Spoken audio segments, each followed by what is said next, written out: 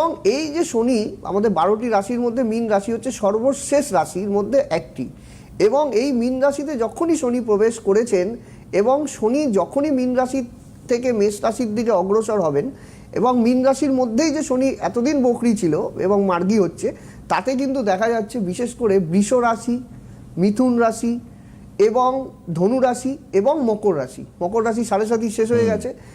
এই কটা রাশির ক্ষেত্রে কিন্তু আর্থিক উন্নতির সাথে সাথে নানা দিক থেকে কিন্তু শুভত্বের একটা সঞ্চার কিন্তু হবে। তাদের জীবনে কিন্তু অনেকের চাকরি আটকে ছিল, সেই চাকরিগুলো পেয়ে যাবে। হ্যাঁ, অনেকের ক্ষেত্রে দেখা যাচ্ছে যে পারিবারিক একটা দুর্ভোগ ছিল, হ্যাঁ, সেটা দীর্ঘদিনের কোনো রোগভোগ ছিল, সেখান থেকে কিছুটা নিস্তার পাবেন, সুচিকিৎসা হবে। হ্যাঁ, নানা দিক থেকে কিন্তু মানে, এবং সামগ্রিকভাবে অন্যদিকে তো মঙ্গলের বছর তো জানি, কিন্তু এক একটা 2025 হ্যাঁ 2025 মঙ্গলের বছর।